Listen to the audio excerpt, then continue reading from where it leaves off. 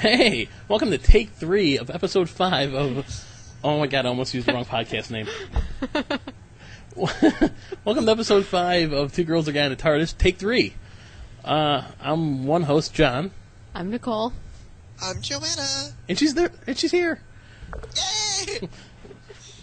Stupid internet. Well, the internet's just a fad. Pretty soon we'll all be back to AM radio with the way stuff is going. Anyways, we were talking about Gallifrey 1, the other 2 takes, and basically we found out it's sold out for next year already. And 12 days. Yeah. Wow. And, I mean, granted, it wasn't like selling out like a Beatles concert selling out, but still, that's fast, you know. Mm. And one of our lucky hosts has her membership for next year. And by saying her, it obviously is not me. That would be me. That would be her, Nicole. And we were getting to the point where I was going to say what my suggestion to the people that run Gallifrey is. Okay, how much was your weekend membership? 80. 80, okay, not bad, right? Mm-hmm. I would be willing to pay $20 to $30 to be able to watch the stuff live streamed online. Yeah. Joanna, you there? Yes, I'm listening. That sounds like okay, really cool. possible. I was kind of worried because I mean, think about it. Like, okay, so you can't go, but I'd still love to watch some of the stuff. I mean, I not obviously don't have people like wearing cameras walking through like the dealer's room. I mean, but like the panels and stuff. Why not live stream them and charge for it so you could pay for the infrastructure to do it and all that. I think that would be a great idea. They'd make a ton of money. I mean, I would for sure be more than willing to sign up and drink Mountain Dew all weekend and eat Taco Bell while I'm waiting for while I'm watching it. Plus, I mean, you could have multiple channels. Like you'd have one.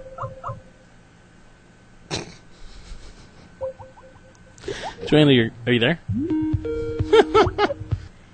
Hey, Joanna, how's it going? Oh.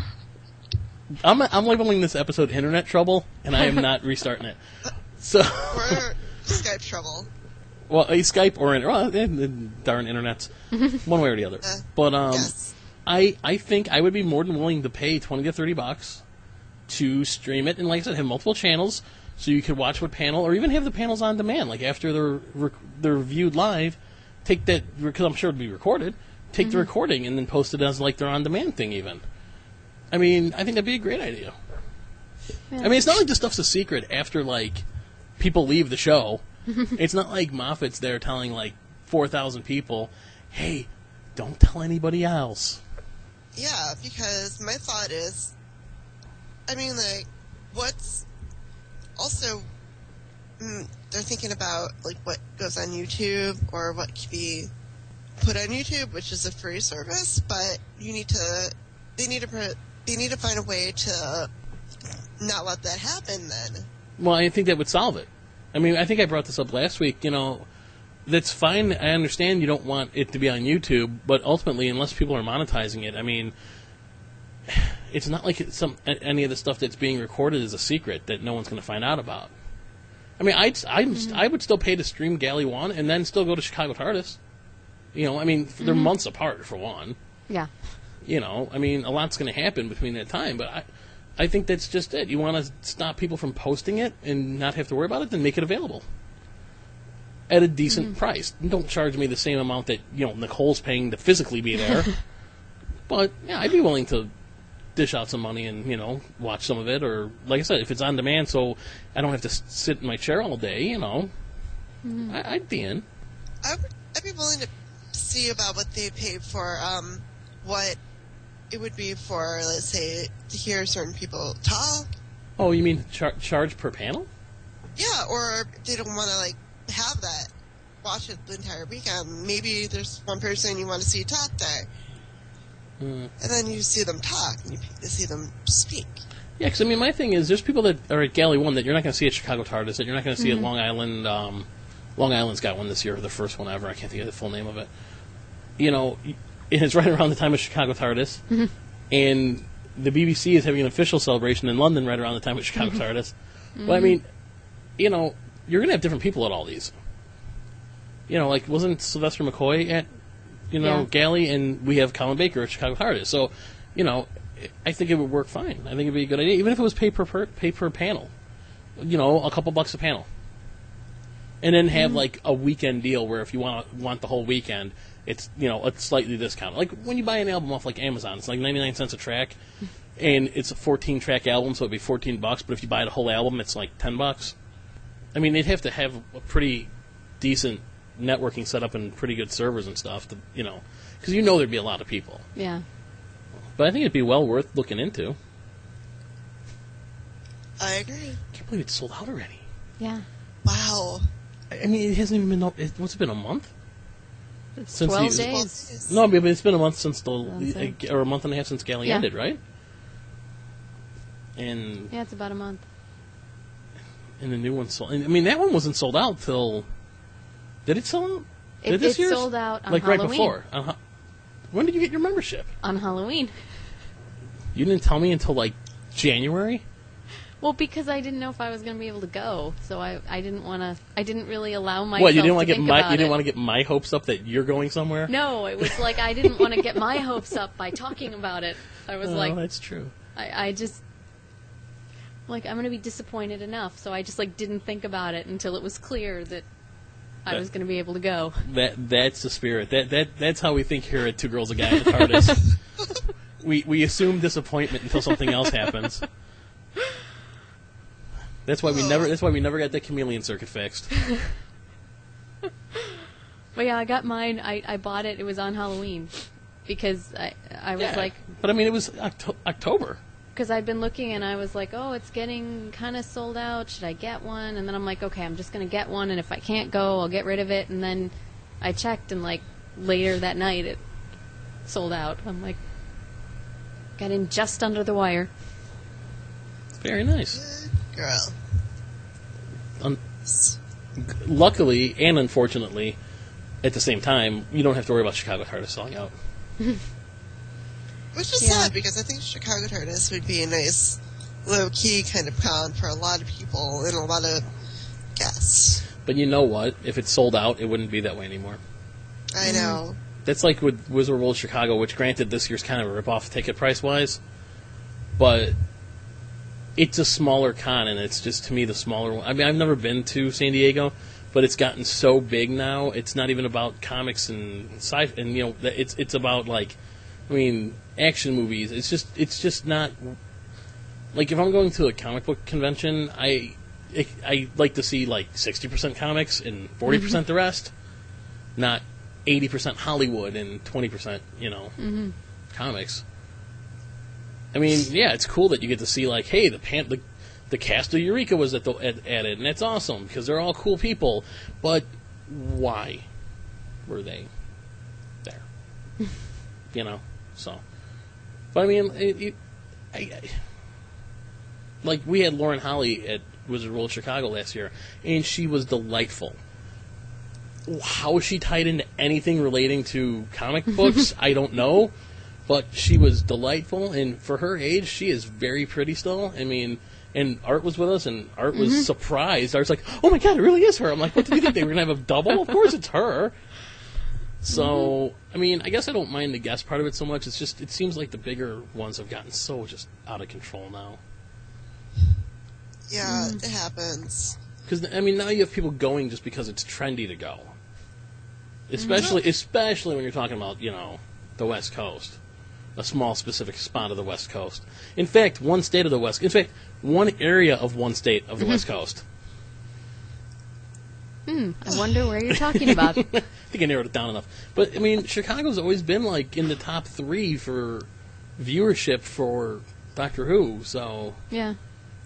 And it is the Midwest's largest convention. And I like that it's not real big. I like that it's small. I really enjoy that, because we don't have to wait in line for seats. We don't have to... I mean, when you were at Galley, were there lines for some of the panels and stuff? Well, I basically watched the main programming, and I just got there early, and we found seats, and then occasionally I left and my mom stayed and kept the seats, and I'd wander off, or I'd save the seats and she'd walk away. So we just staked our claim early, and then I got a tent set up. But Nicole gets sit. up in the chair stuck to her ass. People sit in like the same seats because you realize like we tended to gravitate towards, I think it was like the third row, and then there was this guy in the second row that was always in front of us recording everything, and I'm like, people really are just creatures of habit. We go for the same seats every time, even when you could move. That's true. That is very true. But we staked our claim and then had our seats for the day, basically. But, so, I mean, did the panels fill up pretty good?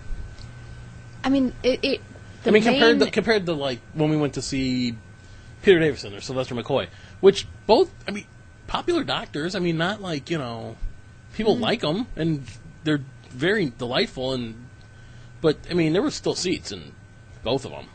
For Sylvester McCoy, I don't know if there were any seats left, and that was a pretty big room. And then Freema, it was full too. But they had her do 2 panels, so they were trying to have people go to one or the other so that everyone could see her. But, I mean, Sylvester McCoy, the room was packed. You know what I'd like to ask Freema? I'd like to ask her how she... I mean, because ultimately, even though she was only on the show for the 1 season, she kind of became a role model for, you know, younger African-American females. Mm-hmm. I mean, here she was. She was playing a doctor. She was, you know, on, you know, the first, I believe, African-American... Not African-American, because she's English. Damn it. Well, anyways... Someone was trying to ask her a question. I guess were the first black assistant that the doctor's ever had. And she... Generally, I liked her. I mean, there were a few times I was kind of... You know, we talked about it before, and it may have been the direction, it may have been the writing, you know. I don't think it was really her. But she seems like a great person, and, I mean, she did kind of get thrust into being a role model. Mm-hmm. Yeah, someone... And she was like the complete opposite of Billie Piper, too. Yeah. I mean, character-wise. I think someone did ask her about that on the... Like, if she was thinking of that, and I think she said she was when she took the role, thinking it was, you know, kind of a role model-y. She was kind of Doctor Who's Uhura, you know? Like, there was a story that I heard Nichelle Nichols tell. It was on one of the extras for Star Trek when the movie came out. They interviewed her, and she said that she was going to quit that series after, like, at the end of the first season. It was only on for 3, but still, she was going to quit it. And she was somewhere, and she met Martin Luther King, or Martin Luther King Jr. rather, and he said, "Oh my God, I love you. You know, you're doing a great job, and you know, you're giving hope to so many people that." You know, you could be something, you know, you could be... And then she's like, well, I was thinking about quitting. And he's like, no, you cannot quit. You need to keep doing this. Mm-hmm. And I think, in a sense, Freema was the Doctor Who version of that. You know? Mm-hmm. It's just, sadly, for some reason, they decided that the companion storylines should be one arc over a series, unless it's Billie Piper. Then it's, you know, 8 years of show. She didn't really... But I felt like she didn't answer. I'd like to, you know, see what her thought was about it. Mm. Or if she even did think that at the time. Well, you said she kind of did. I think she said she was... I mean, she was aware of that. But what I was curious about was... People asked her, like, when you were hired, did you know it was just for a year? Did they, you know, lay this out for you? And I felt like she kind of avoided the question a little bit. She was like, well, they told me then they'd want me to come back the next year and then go to Torchwood. And she, like... But she never said when they... I don't think the actors will ever tell you the honest answer for years. I mean, like, if you had interviewed Sylvester McCoy back when he was still the Doctor, he would have said everything was hunky-dory at the BBC. Mm-hmm. And when we saw him this time, all of them on stage, even Sophie Aldred, they were all like, you guys suck. Or the people in charge at the time, you know, because of what they did. At Gallifrey, too, with the behind-the-scenes people, everyone kind of had a little dig for the BBC. Yeah, I mean... But if you'd asked, it was horrible working conditions. Doctor Who was still like one of their most popular shows, and they just kept taking money and people away from it. And I mean, that's why the episodes looked the way they did. I mean, granted, it was the '80s and special effects still weren't awesome, but it could have been better. But they kept putting more and more money into other dramas and stuff. Because the last 2 seasons that it was on, maybe 3 even. Most of Sylvester McCoy ones. Most of those stories were pretty good. Mm-hmm. I mean, even though it's bad special effects and costuming or whatever, I could watch those and they're good. Mm-hmm. But yeah, they were have good writing and bad special effects over good special effects and bad writing. You mean like Avatar? Yeah. That would be the example of the latter. So, can you imagine the pitch meeting for that? Okay, listen. Remember Dances with Wolves? I want to do that in space and make it look like the game Halo. Wow. Deal. And after that, you could re-release your Titanic movie in glorious 3D. Right, that's the same guy. That was James Cameron, right? Yeah. And the funny thing is, I like James Cameron. I've seen him interviewed, and I watched his Titanic special. He seems like a nice enough guy. But I thought Avatar sucked. And everyone's like, but it looks great. I'm like, I don't care how it looks. Because the point she just made is the point I always bring up on the video game podcast. I can get past bad graphics if the storyline is good. I mean, the game's got to play decent. I mean, if you can't play it, you know. Mm-hmm. But if the writing is good and the story is good, I can get past mediocre to bad graphics easily. And that's how the Sylvester McCoy years to me were. They were, you know. Mm-hmm. But yeah, last year Chicago TARDIS, I mean, they tore into it pretty good. And the BBC did some really underhanded things to some of the producers and directors. They told the one producer, well, if you quit, we'll hire you on as a contract guy so you can make more money or whatever, and they never called him after he quit his job. I mean, they were horrible to work for. But I don't know how we got so sidetracked on that. I did find out that they did confirm the titles of the first 4 episodes. And they are, in fact, episode 1, or now they're calling it episode 1. So I'm going to go with episode 1. The Bells of St. John's, Sentient Wi-Fi, and the Spoonheads, performed by Soundgarden. Oh, wait, that's Spoon Man. God, I love Soundgarden. I get into that argument at least once a week at work. Someone's like, oh, I love Nirvana. I'm like, Nirvana sucks. Soundgarden was awesome. Anyways, the Rings of Akhenaten, which is actually the planet Akhenaten, is where they're at. They're in the rings of the planet, aren't they? I read that basically Clara wants to see something amazing, and the Doctor takes her to that planet. Cold War, which takes place in 1983, has a double meaning there. Pretty clever, Moffat. It takes place on a submarine. I'm curious as to how they're going to pull it off, because you would think if you're on a submarine and a dude and a girl appeared just out of nowhere on one of Britain's top secret nuclear submarines, you think either they'd lock them up and then start testing or test everyone to see if they were nuts, that somehow 2 people magically appeared. But all it does is an alien creature's on the loose. The assumption is it's the Ice Warriors. Yep. Hence Cold War having a double meaning there. And then the 4th episode, actually, when I announced the episode, the preliminary titles before it had a different title. It's called Hide. It's got to do with a haunted mansion. Ooh. So, and I think Guinevere makes an appearance. No. They find out the ghosts are traveling through the gas pipes. Sorry. So that's the lineup coming out, the first 4 anyway. I'm curious to see it. I just don't want to see Clara die at the end of every episode just to be like, oh, there she is again. Well, I did. She's maybe she's a Time Lord with a broken internal chameleon circuit. I did learn today. I was reading something, and they said that Jenna Louise Coleman was being interviewed, and she basically said that the character, as it is now, was developed when she was auditioning. So originally, she was going to play a Mary Poppins-ish governess, which I'm assuming is Clara from The Snowmen, and that was going to be it.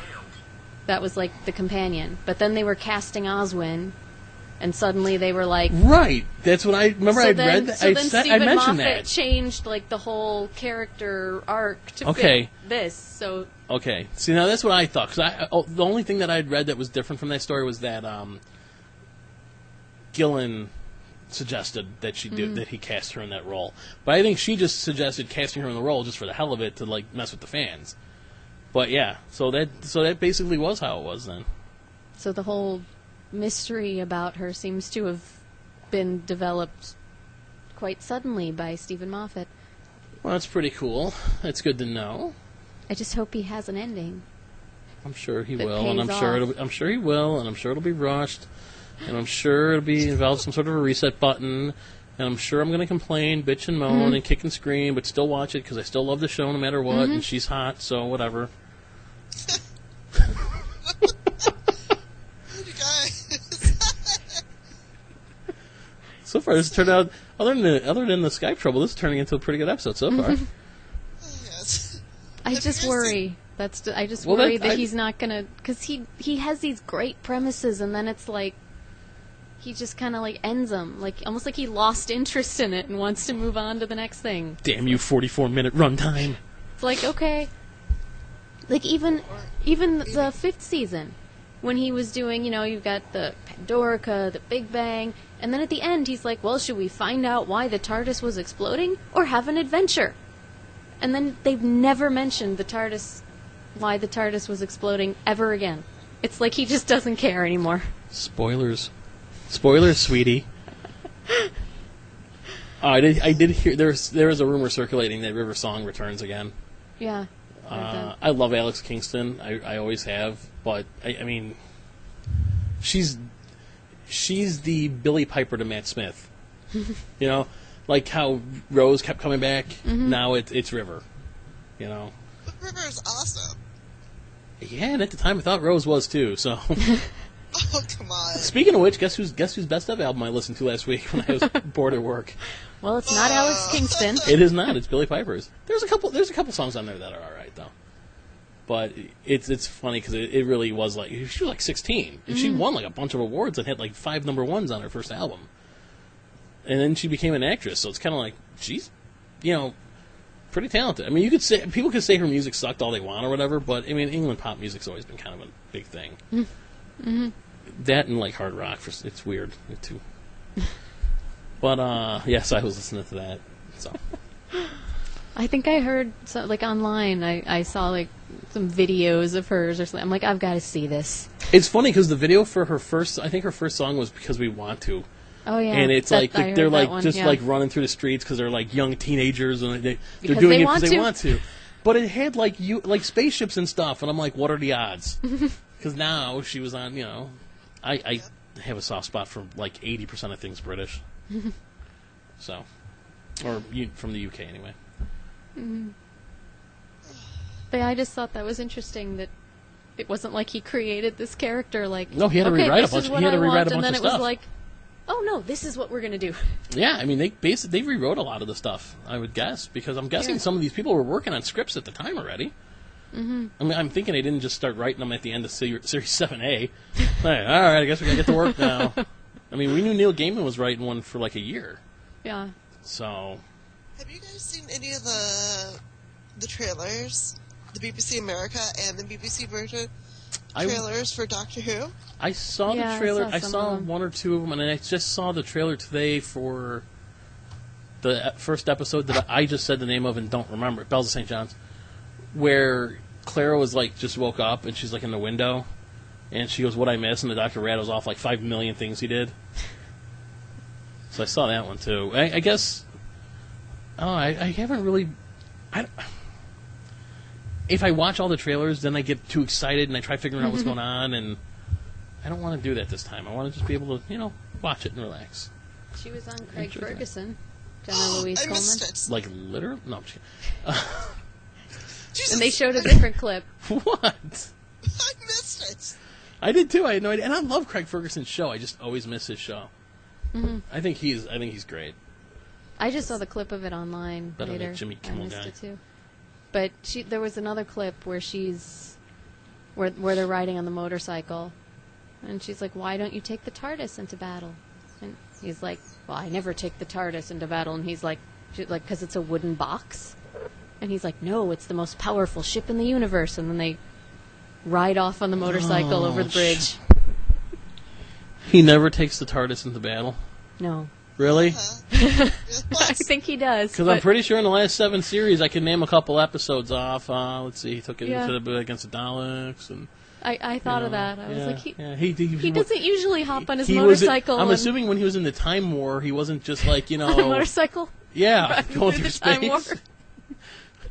That'd be kind of badass. Don't get me wrong, but it's like, oh, it was so sweet because Billy Piper and David Tennant were on a scooter. Matt Smith must have been like, "F this! I want a motorcycle." I'm one up in them. He's got the fez back. Yeah, I saw that. Yes. I don't know how I feel about that. I kind of like when he did the Stetson part better. I mean, Well, the Stetson a fez is is cooler. one of the top 5 happiest hats you could wear, though, I would assume. Like the sombrero, that's up there. I would like to see Matt Smith come on now. I wear a sombrero now. Sombreros are cool. That would be good. Yeah, that would be good. I would want him to do the Mexican hat dance if he does that. My understanding, he's not that coordinated. I don't know how Yeah. that would work out. We might be looking for another doctor sooner than we want. Okay. He hurts himself doing the hat dance. That could be perfectly funny if he does that. As long as it's not while he's filming. He's on the cover of Entertainment Weekly. Oh, Doctor Who. That's right, he is. Again, right? It's the second time now? Yeah. I saw that article. They even, which was interesting too, that Stephen Moffat mentions, kind of like in passing towards the end, that he thinks he's closer. How did he word it? He's closer to the end of his tenure than he is to the beginning. So it sounds like he's thinking of leaving soon. He left this kind Every of like... time a bell rings, an angel gets its wings. Yes. Oh, good lord. I don't know where that phone is. What do you guys have, an old-time phone with 2 bells on it? Does it have a rotary dial? The bells of St. John. The bells of... Standard phone with a standard dial. It's like an old-fashioned dial. You know, when I first heard that bell ringer on a cell phone, I looked at the person, I go, really? I go, 50 years of phone advancements, and we're back to that now? Get a phaser sound or something. No, I'm just kidding. I mean, whatever floats your boat. So, try to find out when the next episode of the Doctor Who of the specials is going to air. As the TARDIS turns? That would have been a great name for it. Oh, you're talking about the John Pertwee one, right? Yeah, or the third Doctor. Yeah, that's John Pertwee. It is airing March 30th. Easter, isn't it? March 30th. Spearhead from Space, one of my favorite episodes. Yeah, I like that. And it's the first Doctor Who shot in color. And shot on film. Really? I think we lost our co-host again. If you guys would like to donate to us so we can to save Joanna's router, the Save Joanna's Router Fund, on the website, nervousdogproductions.com, there's a donate button by the blogs and by the podcasts. And I'm sure Joanna would much appreciate it. Or maybe it's her internet provider. I don't know.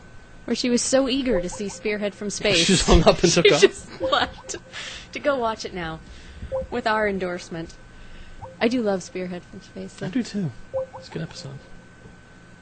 And really similar... Doesn't that one roll into the Dalek one? No. What's the one that No. rolls into the Dalek one? Yeah. Hello?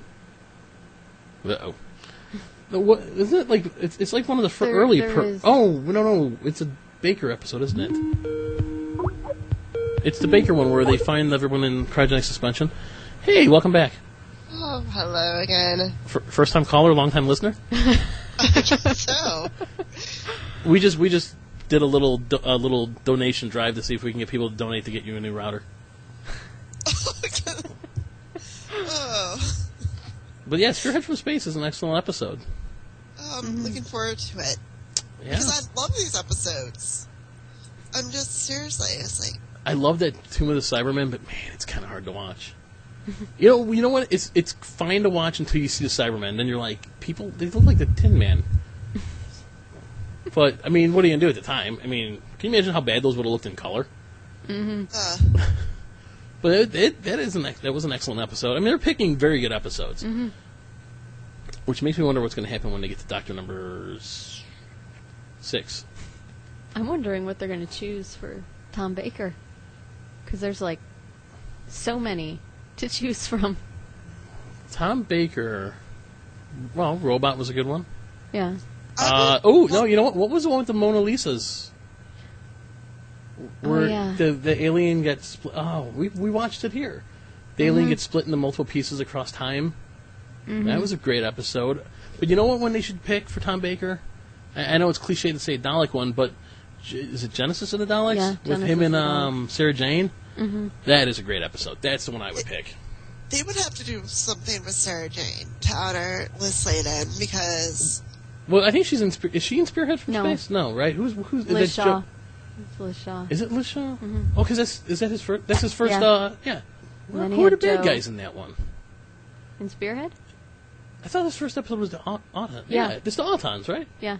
Yeah, okay. That's what I thought. I would seriously want them to do something with Sarah Jane in it.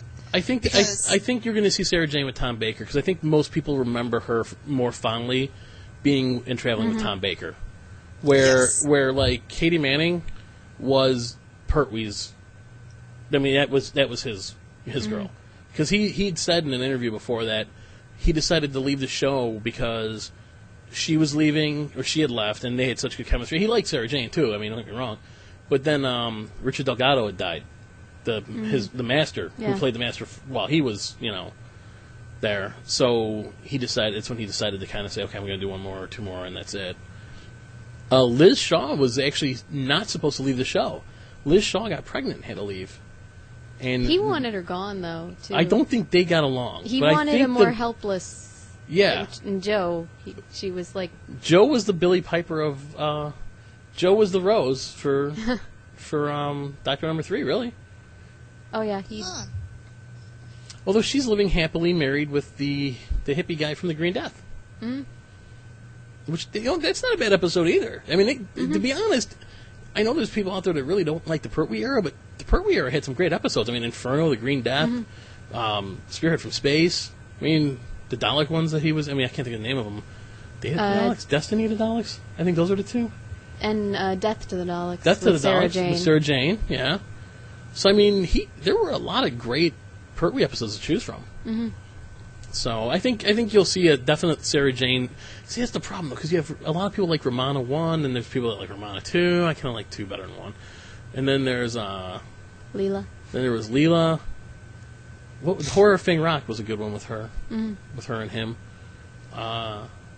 Peter Davison, when it gets to that. What episode would I pick for him? Earthshock, maybe? That was a good one. Well, they seem to be all 4-parters that they're doing. Yeah, but they changed that in the timing changes in the newer ones. They changed the format, so I don't think you're going to really... Yeah. So Inferno would have been the Pertwee story to see. That's the one I think I remember seeing. The first Doctor Who episodes I ever remember seeing were Inferno, Robot, and Spirit from Space. And not necessarily in that order. And that's why I don't remember who my first Doctor was, but I know it was either 3 or 4. Because WTTW in Chicago used to run the donation drives, and they'd show Doctor Who all the time. And I'm pretty sure that's when I first saw it. And then I started watching it Sunday nights, and it was Davison. Because they had already aired Pertwee and, whoever, Baker. So... But I think you'll see Sarah Jane with Tom Baker. Because I think, I mean, Sarah Jane's the most popular companion there was, and Tom Baker, they say he was the most popular Doctor, but Sylvester McCoy beat him, I think, twice in the polls, and David Tennant beat him. So, But there's a lot they could choose from with just Tom Baker and Liz Sladen, because Ark in Space was a good one. that's the one that rolls into either a Cyberman or a Dalek episode at the end, because he takes a transmat down to fix it, because they're supposed to repopulate Earth, and they find he ends up in a quarry, basically. But but those 2 stories are both really good. See, that's why you can't do Ark in Space, because it doesn't really end. It just kind of rolls into the next. And they have story. Pyramids of Mars and the Brain of Morbius and Seeds of Doom. You know what Pertwee one would have been fun to do? The 3 Doctors. Yeah, I thought of that, but I think they wanted. But I think they want to probably- showcase the Doctor himself. And that's... Yeah, but that was a fun episode. I love in the McCoy episodes when he meets military people from a unit, he calls them brigadier, but they don't use that term. He's like, I'm a major. He's like, whatever, brigadier, just to like irritate him, and like as a little callback to. I think McCoy even visits the brigadier in one of those. I don't Is know it if Baker or he- McCoy? I know you see him in an it might 80s have episode, been- and he's I think an. it was Baker. Maybe it's Colin Baker. Yeah, I think. Well, Yeah. he was teaching math at a school. You know what you would need? You need a Tom Baker episode that's going to have the Brigadier, that's going to have Sarah Jane. What was the first? Robot was the first one when he regenerated, Yeah, right? That would Robot's the probably first one. that could work. Yeah, Davison would be a tough one though. What was the one with the Concorde? Time Time flight. Yeah, I kind of like that one. Colin Baker would be a horrible one to choose from because, like I said before, he wasn't a bad actor. It just Wasn't good direction. the costuming was off, the direction wasn't great, the storylines just weren't. You know what? Everyone tells me how great the Trial of a Time Lord storyline was. The stories that made up that series, that episode, that story arc weren't bad. That story arc was hideous. Oh, you find out that it's the 15th. Oh, that's what was talked about at Galley 1. The one guy that was there played the Valeyard, who was the 15th Doctor, I think. Because basically, the guy that's trying to sabotage the Time Lords was the Doctor from the future. Spoiler alert, sorry. Spoiling episodes that are, Spoiled. 30 years old? Yeah. Well, 20-some years. Plus, Colin Baker introduced Mel. Or Mel, rather. Yes. And a lot of people don't like her. I can kind of see why, but...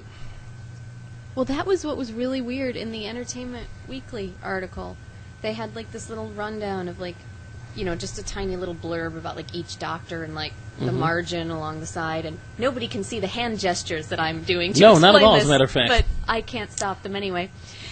They're like, along the sides. And they talk about, like, they're, like, an iconic companion. And they go through this, and, like... Mel? That was... When it got to the end, I'm like, I think you're a little off, because...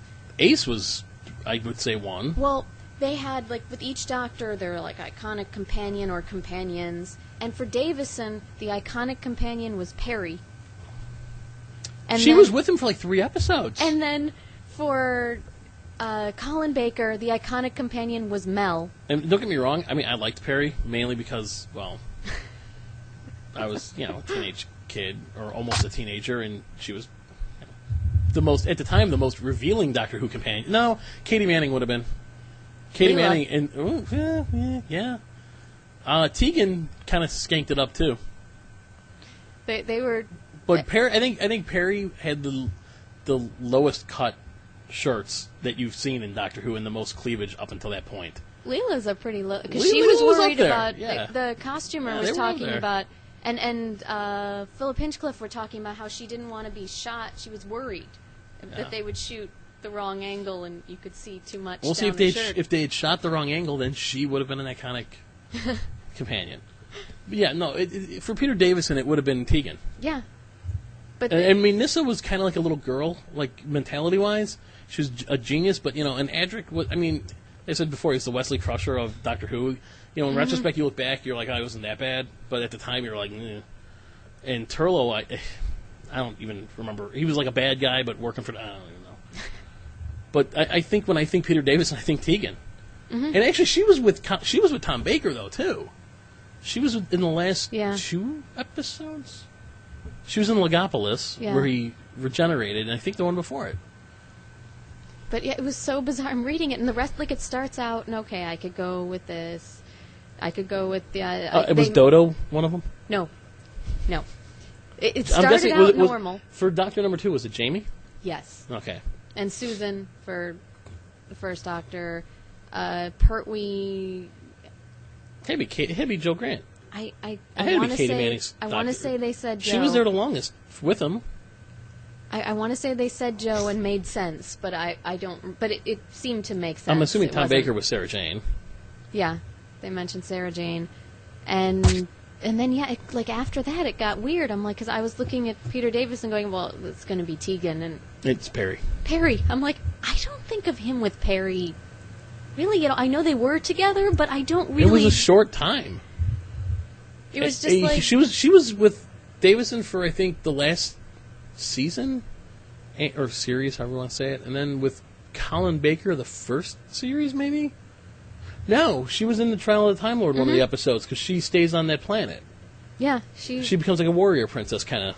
she was like almost the only companion for Colin Colin Baker, Baker. until Yeah, Mel because came Mel was on at the end. Yeah. In fact, they were both in the same episode together. Oh, no, they wait, were they? I was thinking Mel and Ace when they meet Ace. I'm assuming Sylvester McCoy was Ace. Yeah. I mean, I think she was. I mean, Mel was in like 5 episodes, I think. Well, tops, Mel was maybe already the iconic companion for. That's true. They didn't seem to share iconic companions. I think we've put Joanna to sleep. I'm listening. I'm listening here.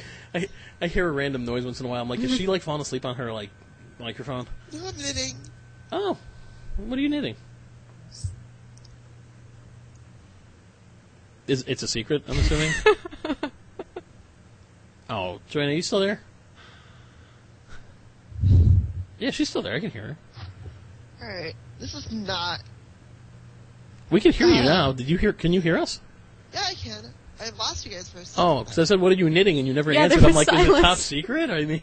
It's a baby blanket. Oh, nice. My ex-wife was supposed to knit one of those for my cousin Alex, and he's 16. It never got done.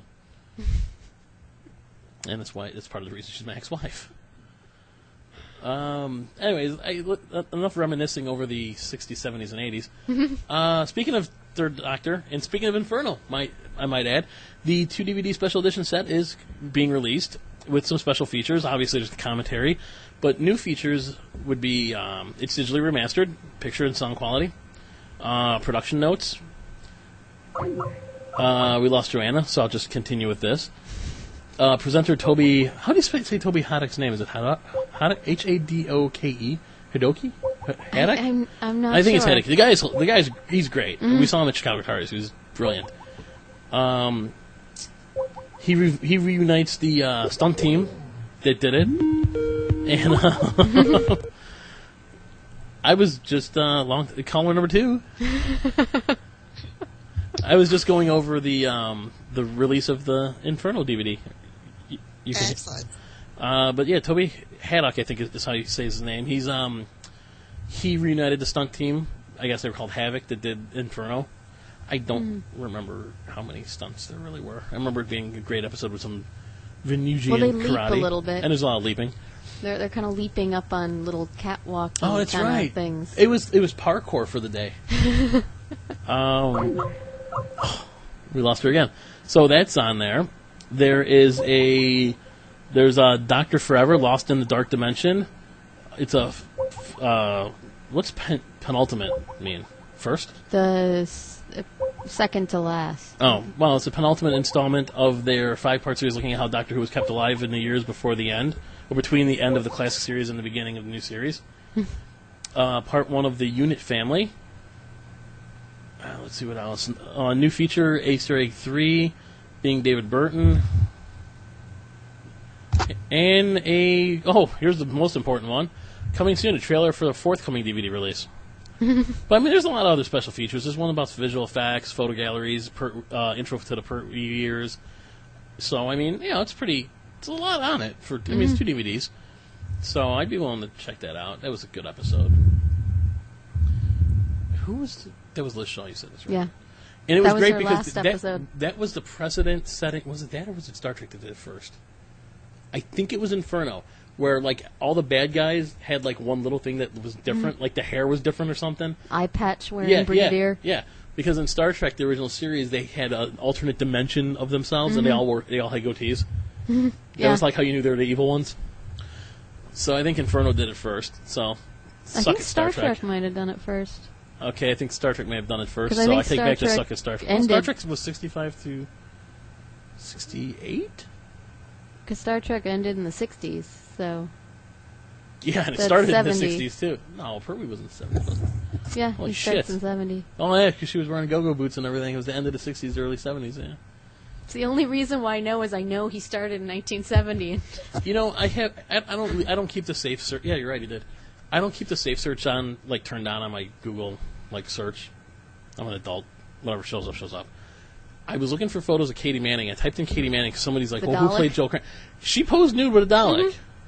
Back in the day, too. Yeah. Not really. she was very skinny, like tiny. Like I never, but I'm like, wow, she posed with a Dalek. Now that's become like what she's becoming known for. There's a 50th anniversary Doctor Who board game we got to get. Ooh. And there's also Doctor Who Yahtzee, where the cup is a TARDIS. Got to get that. Yeah. And this one I definitely want to get, Doctor Who Monopoly. What do you think's going to be like the shitty part? Like, you know, in Monopoly you have the crappy side of the board with like Marvin Gardens. You think it's like Scarro?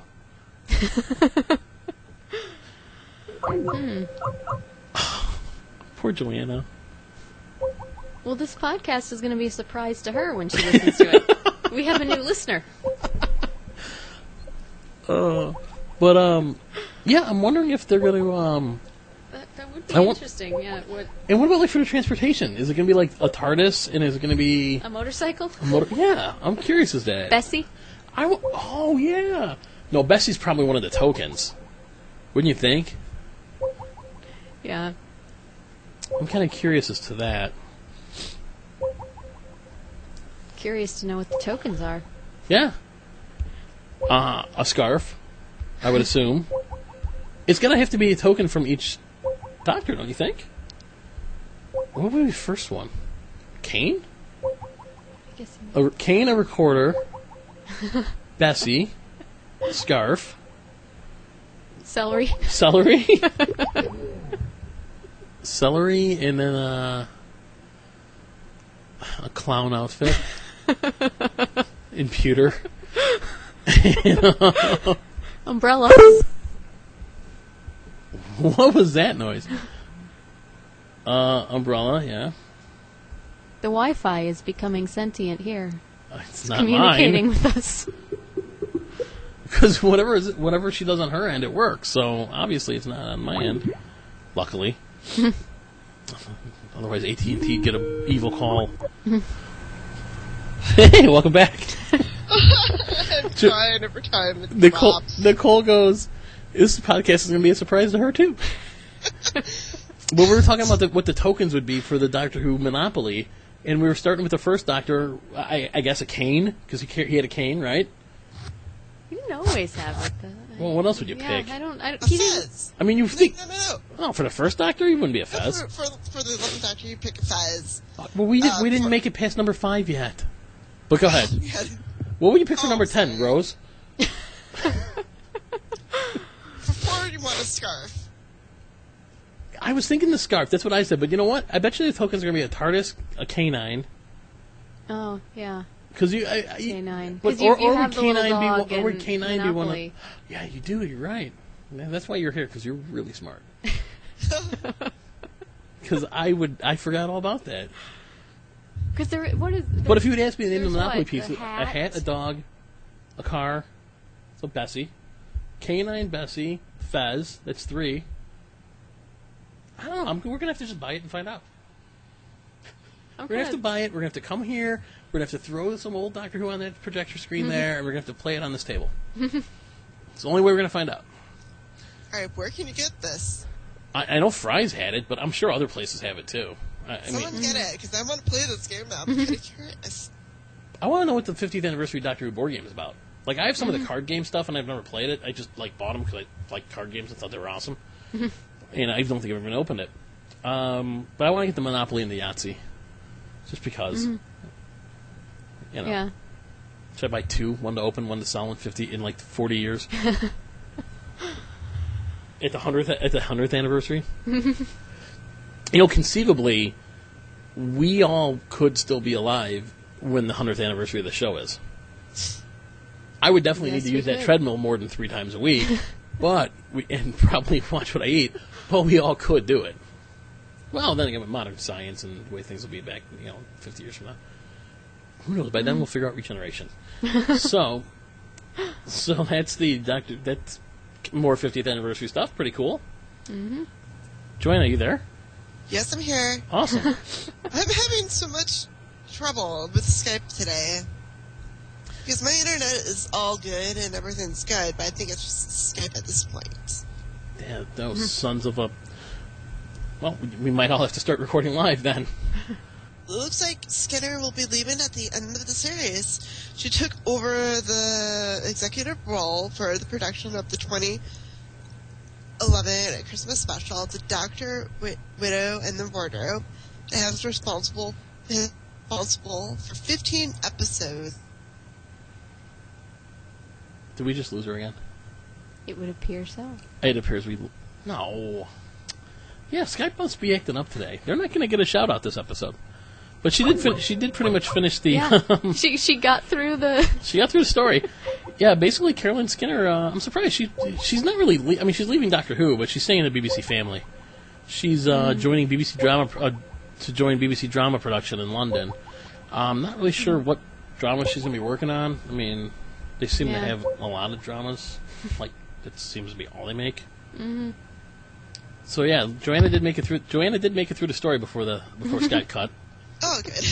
I wasn't sure. I was like, No, we got it. So yeah, it just seems like a short. It seems like producers and directors on Doctor Who don't stick around much. Like back in the old days, they were around for years. Mm-hmm. Now it's just doesn't seem to be going that way anymore. And a Big Finish update because I've started listening to those and I'm enjoying them.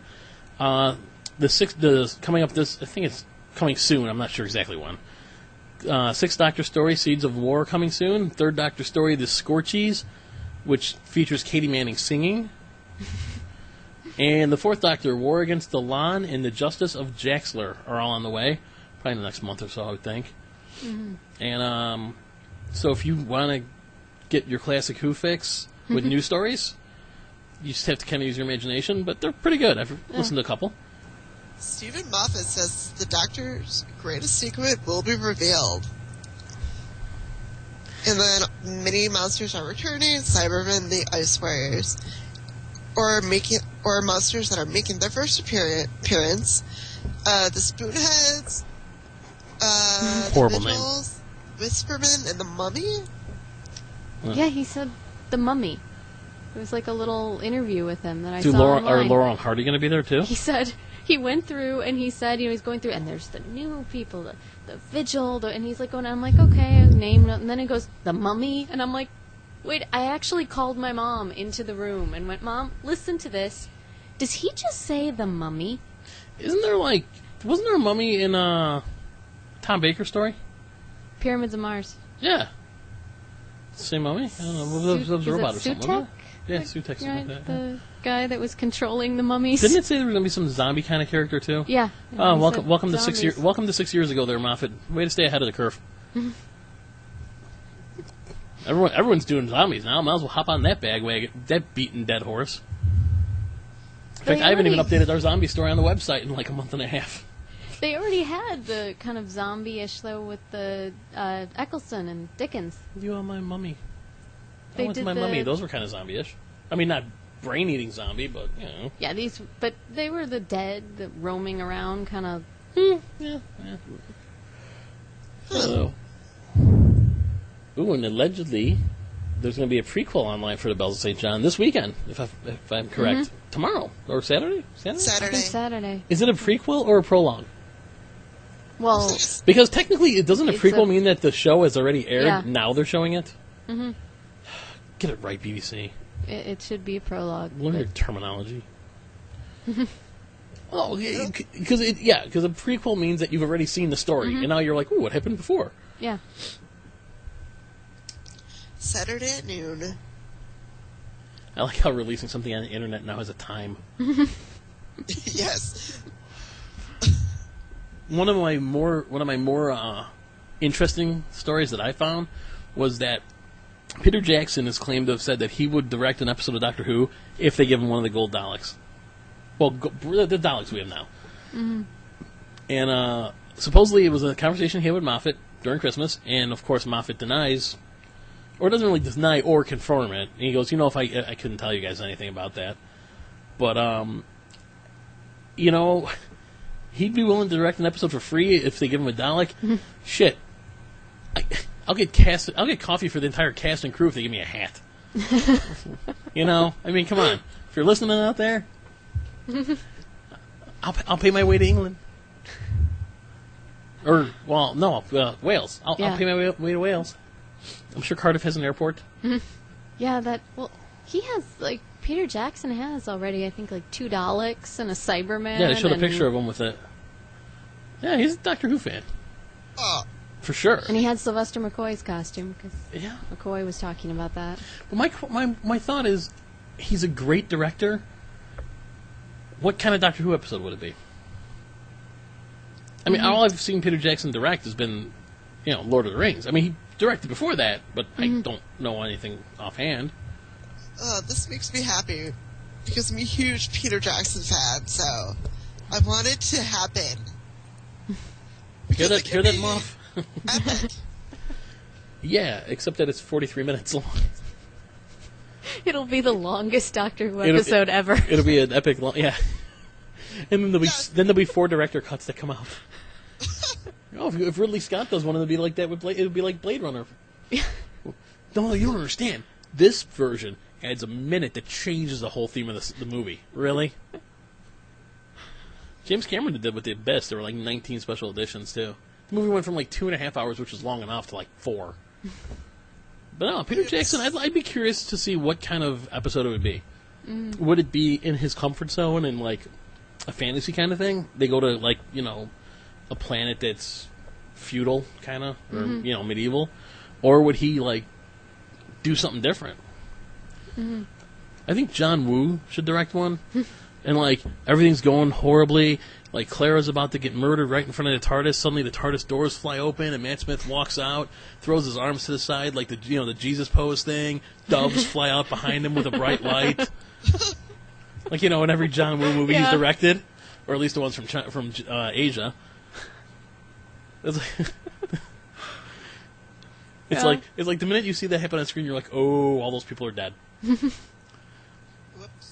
I think that's what they should do. I think every time the Doctor walks through a door, there should be light behind him and doves. Just because.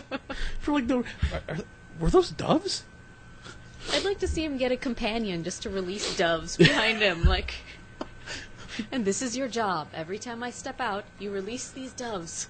Like he just hits like 2 episodes where he's just completely nuts. Like he locked himself in the TARDIS watching like bad movies. Well, no, I take that back. I like John Woo movies. It's like in Hot Fuzz. Did you see Hot Fuzz? It's like in Hot Fuzz. He comes riding into town on a horse. Oh God! But no, and then maybe a Quentin Tarantino one, and they can have like a Mexican standoff, like him, the Master, the Doctor, like him, the Master, a Dalek, a Cyberman, like all of them, just like pointing guns at each other. But Matt Smith could totally keep up with the Tarantino dialogue. That's true.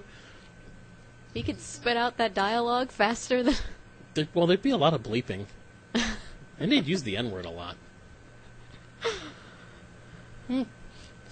But Harvey Keitel guest star. Because he's in like every Quentin Tarantino movie.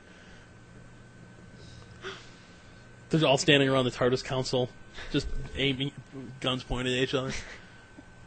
Tim Roth bleeding out on the ground. For those of you that don't know what that's from, it's a reference to Reservoir Dogs. It's a great movie. I think Nicole got it. Joanna, I don't know if you got that reference or not. Did we lose Joanna again? Hello? Oh, there she is. No, she's there. Did you hear any of that? Oh, that was comedy gold right there. Did you ever see Reservoir Dogs? Yeah. And she's gone again. She's being mysterious. I think the Spoonheads are. Yeah, she's gone. Anyway, so that's my my vision for a Doctor Who episode.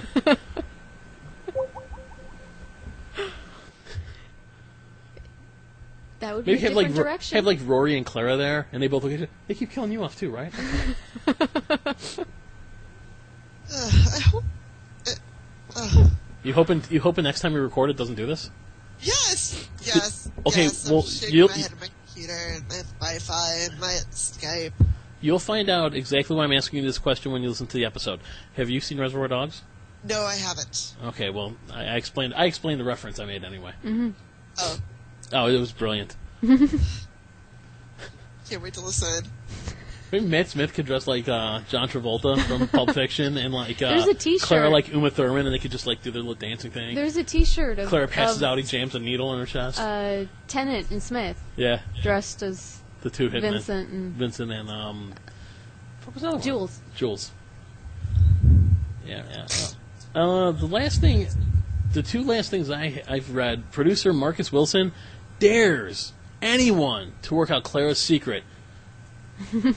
He doesn't think anyone could do it. And right now I'm pretty sure the Gallifrey base forums are just alive with people saying, well, I'm smarter than you, I'll figure it out. And some probably are better than what they're going to do, and some probably way worse. Mm-hmm. That's why I don't go to the forums. I used to be on Outpost Gallifrey every day, on the chat room, too. In fact, I have people on my Facebook that I used to talk to all the time from there. And I don't talk to them much anymore because they all go to the new one, and the new one, I don't know. It's funny because, like, Outpost Gallifrey, like, the guy, like, 6 months before he closed it, asked for people to help edit it and whatever, like volunteers. And, like, people were like, yeah, I'll do it. And he's, like, announcing, okay, so-and-so's helping. And then 6 months later, he's like, well, I just can't keep up with the demand, so I'm closing the website. Why didn't you just give it to someone else or sell it off to somebody else? Or why close it? It was, like, the best Doctor Who. I mean, I used to go there all the time before the show was back on the air. Like, praying to see an article that said it was coming back. I think the Spoon Men are messing with Joanna's. Yes, they are. I mean, like, lately it's like, oh, good Lord, today. Is your Wi-Fi sentient? I think so. I have a feeling. You know what the scariest thing I've heard about Series 7B is going to be? Matt Smith's quote where he says that he believes that he's so excited for the 50th special that he believes it to be one of the best ever. Don't build it up like that, man. I mean, it can't be worse than, what was the last Tenet one? End of Time. Hey, thank you. That's one of your favorites, right? I was going to say, I think we've discussed my feelings towards that. A couple times now. Anyone listening would know my feelings towards that and your feelings towards The Power of Three. It had potential. It did. It just fell flat. And my feelings towards Travel Time Lord, and my feelings towards the outfitting of Colin Baker. That was my favorite part, though. What were they thinking? What were they thinking? Saying, okay, because Colin Baker was in a couple of Peter Davison episodes. Yeah. He played a head of security or something for Gallifrey, and he did a marvelous job at it. And it's like, okay, we're going to make him the Doctor. Okay, he's not related to Tom Baker, but he's Colin Baker. He's going to be great. He's going to be excellent at this. And him and I guess the production team just conflicted from day one. They dressed him like a clown. Then then Perry's there, and Perry wasn't really not a bad looking woman. And they put her in this like massively oversized purple outfit where she looked like Veruca Salt or like a giant plum following.